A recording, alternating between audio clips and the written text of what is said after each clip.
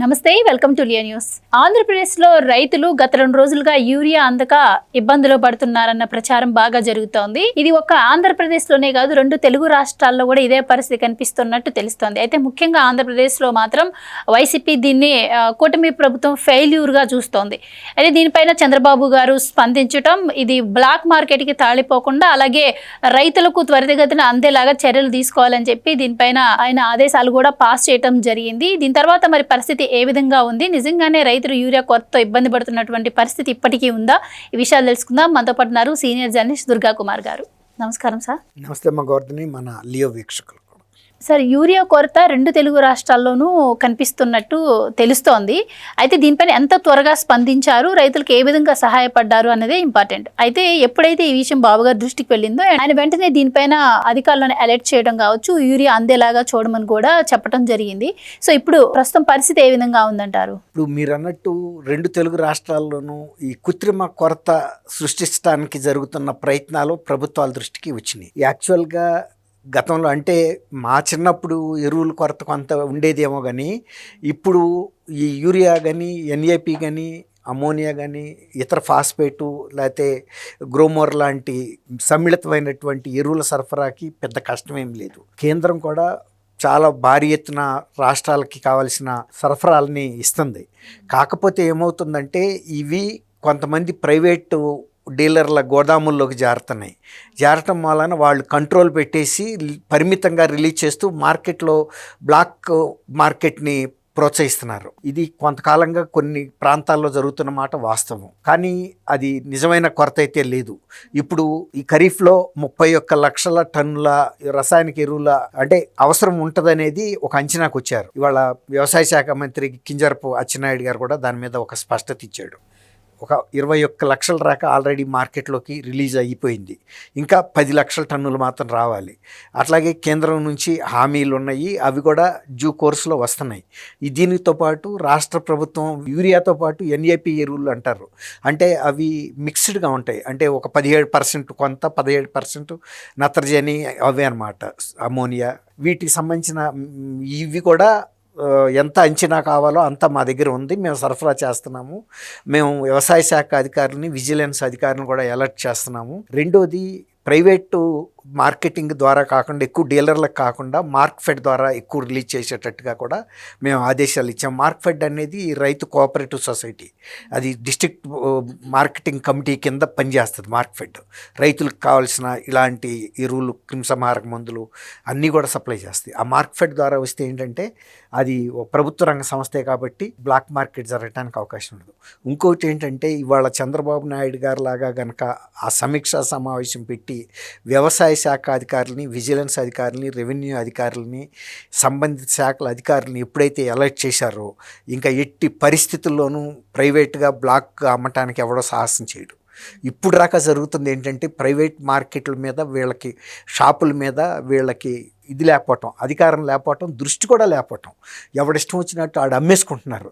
తర్వాత రైతులు కూడా ఏదో ఒకటిలో రూపాయి ఎక్కువ తక్కువ తీరా ఒక నియరెస్ట్ టౌన్కి వెళ్ళి కొనుక్కురావాలి, వెళ్ళాం కదా వెళ్ళినందుకు కొనేసుకుని తీసుకెళ్ళిపోదాం అనుకుంటారే తప్ప దీన్ని సంబంధిత అధికారుల దృష్టికి తీసుకెళ్లాలని కానీ, ఒకవేళ తీసుకెళ్ళినా కూడా వ్యవసాయ శాఖ అధికారులు కూడా స్పందించకపోవటం. ఎందుకంటే వాళ్ళకు కూడా వీళ్ళు ఎంతో కొంత డబ్బులు ఇచ్చేస్తున్నారు. ఇదంతా ఒక గూడు పుటానీలాగా జరుగుతుంది. ఇప్పుడు ఎప్పుడైతే చంద్రబాబు నాయుడు గారు ఇవాళ ఇంత అలర్ట్గా నిన్న సమావేశం పెట్టి టెలికాన్ఫరెన్స్లో కలెక్టర్లని, ఎస్పీలను కూడా ఇందులో ఇన్వాల్వ్ చేశారు, రెవెన్యూ వాళ్ళని ఇన్వాల్వ్ చేశారు, విజిలెన్స్ వాళ్ళని ఇన్వాల్వ్ చేశారు, వ్యవసాయ శాఖని ఇన్వాల్వ్ చేశారు, మార్కెటింగ్ శాఖని ఇన్వాల్వ్ చేశారు.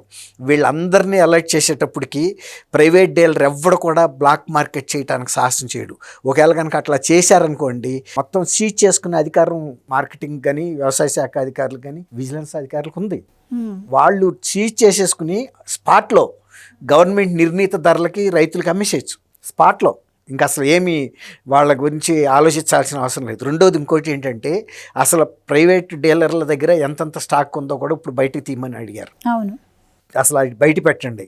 అలాగే వాటిని సరఫరా చేసేటప్పుడు అక్కడే నిఘా పెడితే ఏ ప్రైవేట్ డీలర్ ఎంత తీసుకెళ్తున్నాడు, ఎక్కడ ఎంత రేట్లకు అమ్ముతున్నారు, ఎక్కడైతే ఈ మండల కేంద్రాల్లోనూ తర్వాత ఇంకా కొంచెం చిన్న పట్టణాల టౌన్లోనూ నిఘా గనక పెట్టారంటే మాత్రం ఇదేమి రహస్యంగా అమ్ముకునేది ఏమి ఉండదు. ఇది రైతులకి ఆడేమి జేబులో పెట్టుకెళ్ళేమి ఇవ్వలేడు. మార్కెట్ మీద నిఘా ఉందంటే ఏ డీలర్ కూడా రిస్క్ తీసుకోడు, ఖచ్చితంగా ప్రభుత్వ నిర్దేశిత రేట్కి అమ్మి తీరతాడు.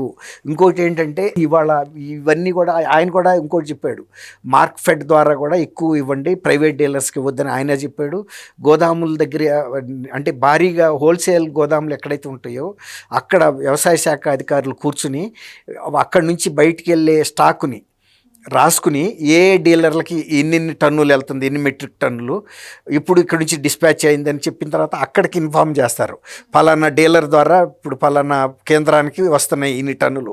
మీరు కూడా ఒక ప్రతినిధిని అక్కడ కూర్చోబెట్టి మార్కెట్ మీద అప్పుడప్పుడు వెళ్ళి వాళ్ళు కూర్చుని చూస్తారు ఏ రేట్కి అమ్ముతున్నాడని.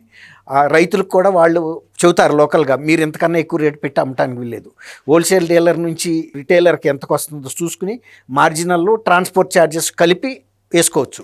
ఒక రీజనబుల్ ప్రాఫిట్ మీద అమ్ముకుంటే ఎవరు కాదనరు, ఏ ప్రభుత్వం కూడా కాదనరు. మార్కెట్ కూడా వాళ్ళు కూడా ట్రాన్స్పోర్ట్ ఛార్జెస్ గవర్నమెంట్ ధర కలిపి అమ్ముతారు, కాకపోతే వీళ్ళ మీద తక్కువ ఉంటుంది. కానీ ఎప్పుడైతే చీఫ్ మినిస్టర్ లాంటి వ్యక్తి గతంలో ఇలాంటి సమీక్షా సమావేశం జరగల గత 5 ఏళ్లలో, ఎందుకంటే రైతుల గురించిన అవగాహన లేని వ్యక్తులు చీఫ్ మినిస్టర్స్గా ఉండటం వలన వీళ్ళు పెట్టలేకపోయారు. ఇప్పుడు ఆయన కనుక జగన్మోహన్ రెడ్డి గారు వెళ్ళి అది ప్రకాశం జిల్లాలో నా టైంలో పొగాకు కిలో 26,000 రూపాయలకి అమ్మాను, ఇప్పుడేంటి ఇంత రేటు పడిపోయింది అన్నాడు. కిలో 26 వర్జీనియా పొగాకు పొదిలేనా అది వెళ్ళింది అయినప్పుడు పొదిలి. అట్లాంటి చీఫ్ మినిస్టర్స్ ఉన్నప్పుడు వీళ్ళకి ఏంటంటే అవగాహన లేదు అసలు. రైతులకి కెమికల్ అంటే ఖరీఫ్లో ఎంత కావాలి, రబీ టైంలో ఎంత ఎరువులు అవసరం పడతాయి, ఏ ఎరువులు అవసరం పడతాయి, వాటి రేట్లు ఎంత, ఎట్లా అమ్ముకుంటున్నారు. వీళ్ళు ఆబ్కారీ లిక్కర్ మీద శ్రద్ధ పెట్టారు కానీ రైతుల సమస్యల మీద శ్రద్ధ పట్ల. గతంలో ఇట్లా చీఫ్ మినిస్టర్స్ కనుక సమీక్షా సమావేశాలు నిర్వహించి అన్ని శాఖల అధికారులను అలర్ట్గా పెట్టి ఒకవేళ కనుక మీ మండలంలో మీ నియోజకవర్గంలో వీటిల్లో కనుక ఎక్కువ రేట్లకు అమ్మితే మేమే చర్య తీసుకుంటామని ఎప్పుడైతే చెప్పారో వాళ్ళు అంతే ఉక్కుపాదం మోపుతారు డీలర్ల మీద, చచ్చినట్టు అమ్మాలి లేదంటే సీజే. అంత విశేష అధికారాలు ఉంటాయి, రెవెన్యూ వాళ్ళకు కూడా ఉంటాయి. అది ఉపయోగించాలి అస్త్రాన్ని, దాంతో రైతులు బలయ్యారు. ఇప్పుడు చంద్రబాబు నాయుడు గారికి ఎన్ని తెలుసు, ఆయన కింద స్థాయి నుంచి ఒక కార్యకర్త నుంచి వచ్చాడు, ఒక రైతు బిడ్డగా ఆయనకు తెలుసు రైతుల కష్టాలు ఎలా ఉంటాయి, వాళ్ళ దగ్గర వీళ్ళు ఎలా దోపిడీ చేస్తారు ఎరువుల వ్యాపారులని. ఎరువుల వ్యాపారులు ఒక్కొక్క సీజన్లో ఇట్లాంటి అవకాశాలు దొరికినప్పుడు దెబ్బేసిపోతారు. కానీ నిఘా కనుక పెట్టినప్పుడు మాత్రం ఒళ్ళు జాగ్రత్తగా పెట్టుకుని అమ్ముకుంటారు. ఎందుకంటే ఒక్కోసారి ఆయన జైళ్ళల్లో పెట్టే సెక్షన్లు కూడా ఇందులో ఉన్నాయి. సీజ్ చేయటమే కాదు, బ్లాక్ మార్కెట్ చేయటం, అందులో ఇవన్నీ ఎసెన్షియల్ కమోడిటీస్ కింద వస్తాయి ఇవన్నీ కూడా. తర్వాత ఇంకోటి చెప్పాడు ఆయన, వ్యవసాయేతర అవసరాలకు కనుక యూరియాని కనుక మళ్ళిస్తే కూడా మేము చర్యలు తీసుకుంటామని. కొంతమంది ఇతర కెమికల్స్ అలాంటి వాటిల్లో కూడా ఉపయోగిస్తున్నారు. అంతెందుకు కృత్రిమ పాలు తయారీకి కూడా యూరియా కావాలి. అనేక ఫ్యాక్టరీల వాళ్ళు దీన్ని ఉత్పత్తులకు ఉపయోగించుకుంటున్నారు వాళ్ళ ముడి పదార్థంగా. వాళ్ళు వ్యాపారం స్టాక్ పెట్టుకుని వాళ్ళు ముడి పదార్థంగా వాడుకుని ఇతర బై ప్రోడక్ట్స్ చేస్తున్నారు యూరియాని అడ్డం పెట్టుకుని. అలాంటి వాళ్ళందరూ కూడా హెచ్చరించాడు, మీరు కనుక దీన్ని ముడి పదార్థంగా వ్యవసాయేతర అవసరాలకు వాడొద్దని. ఎందుకంటే ఇది వ్యవసాయం కోసం సబ్సిడీ రూపంలో గవర్నమెంట్ ప్రోత్సహించి ఫ్యాక్టరీలకి సబ్సిడీలు ఇచ్చి ప్రొడ్యూస్ చేస్తుంది. అంతే తప్ప వీళ్ళు ముడి పదార్థాలుగా ఉపయోగించుకుని వ్యాపారాలు ఇతర వ్యాపార వస్తువులు తయారు చేయడానికి పెట్టకూడదు. అక్కడ కూడా నిఘా ఉంచడం అనేది కూడా చాలా ముందు జాగ్రత్త చర్య. చాలా విషయాల్లో ఉపయోగిస్తున్నారు ఇట్లా. తర్వాత అసలు మామూలుగా అయితే అంత కొరత వచ్చే అవకాశం ఉండదు. ఎప్పటికప్పుడు రబీలో కానీ ఖరీఫ్లో కానీ వ్యవసాయ అధికారులు వాళ్ళ పరిధిలో ఎన్ని ఎకరాల్లో ఏ పంటలు వేస్తున్నారు, వాళ్ళకి ఎలాంటి రసాయనిక ఎరువులు కావాల్సి వస్తుంది అనేది కేంద్ర వ్యవసాయ శాఖ ద్వారా ప్రభుత్వానికి ఒక అంచనా ఇస్తుంది. ఇచ్చినప్పుడు వాళ్ళు ఆ ప్రకారం రిలీజ్ చేస్తున్నారు. కాకపోతే మధ్యలో ఉన్న దళారీలు ఈ రీటైలర్స్ ఎరువుల్ని అడ్డం పెట్టుకుని ఇట్లాంటి, అదే కాదు క్రిమిసంహారక మందులు కూడా ఇన్ఫీరియారిటీ నాసిరకం కల్తీ, మొన్న లిక్కర్ కల్తీ ఎంత జరిగిందో, ఎవడన్నా సూసైడ్ చేసుకుందామని పురుగుల మందు తాగితే కూడా చచ్చిపోయిన పరిస్థితి వచ్చింది. అట్లాంటి నాసిరకం కూడా సప్లై చేస్తున్నారు. దానికన్నా కోకా కోలా థమ్స్అప్ కొడితే పురుగులు చచ్చిపోతాయని చెబుతున్నారు ఈ వ్యాపార పంటల మీద. రైతులే చెప్తున్నారు, వాళ్ళు కొట్టి చూపిస్తున్నారు పురుగు మందుల కన్నా కోకా కోలా బెటర్ అని. అట్లాంటి నాసిరకం క్రిమిసంహారక మందులు కూడా సప్లై అవుతున్నాయి. మరీ ముఖ్యంగా కృష్ణా గుంటూరు జిల్లాల్లో, అసలు గుంటూరు జిల్లాల్లో అమ్మినంత క్రిమిసంహారక మందులు ఆ దేశంలో ఏ జిల్లాలోనూ కూడా అమ్ముడవ్వంటే మీరు అర్థం చేసుకోండి ఎంత వాడుతున్నారు. పైథ్రాయిడ్స్ అని హై పవర్ పెస్టిసైడ్స్ వాడుతున్నారు. దానివల్ల భూములు దెబ్బతింటున్నాయి. పంటలు వాడిన కొన్ని దేశాలకి గుంటూరు జిల్లా మిర్చి కూడా ఎగుమతి అవ్వవు. వాళ్ళు ఆ కెమికల్స్ ఇవి ఉంటున్నాయి అని రిజెక్ట్ చేస్తున్నారు ప్రోడక్ట్ని. అలాగే టొబాకో మీద వాడినా కూడా టొబాకోలో కూడా పట్టేస్తారు. అట్లా అనమాట. చంద్రబాబు నాయుడు గారి వాళ్ళ సమీక్షా సమావేశం అనేది రైతుల పాలిట పెద్ద వరం. ఎప్పుడైతే ఆయన అలర్ట్ ఇచ్చాడో అందరూ జాగ్రత్తగా ఉంటారు, ఖచ్చితంగా ఎరువులు అంది తీరుతాయి, మళ్ళీ కరెక్ట్ రేట్లకు కూడా అందుతాయి. ఎప్పుడైతే చంద్రబాబు నాయుడు గారు దృష్టి పెట్టాడు, రైతుల పవర్ కూడా పెరుగుతుంది. రైతులు కూడా రిటైలర్స్ అనే డిమాండ్గా అడుగుతారు, ఇప్పుడు నువ్వు కరెక్ట్ రేట్కి ఇస్తావా లేకపోతే డిమానిస్ట్రేటర్ని పిలవమని అడుగుతారు. ఎందుకంటే చీఫ్ మినిస్టర్ అండ ఉంది కదా. అది ఎప్పుడైనా రైతులకి ఆ విధమైనటువంటి వాళ్ళని ఎడ్యుకేట్ చేయాలి, వాళ్ళ హక్కులు వాళ్ళకి చెప్పాలి, ప్రభుత్వం మీ తరపున ఉందని హామీ ఇవ్వాలి. అదే గతంలో అయితే ఈ మినిస్టర్లు కానీ చీఫ్ మినిస్టర్లు కానీ రైతులు కూడా ఎవడిన్నాడు, వాళ్ళ గోలంతా లిక్కర్ మీద, శాండ్ మీద, మాఫియా ఇట్లాంటి వాటి మీదే ఉంది. ఇది ఒక మంచి నిర్ణయం. ఖచ్చితంగా ఇది రైతులకి పెద్ద రిలీఫ్. రైతులు కూడా ఆనందిస్తారు. థ్యాంక్ యూ అమ్మ గోవర్ధని, మన వీక్షకులకు. Please subscribe to Leo news for more videos.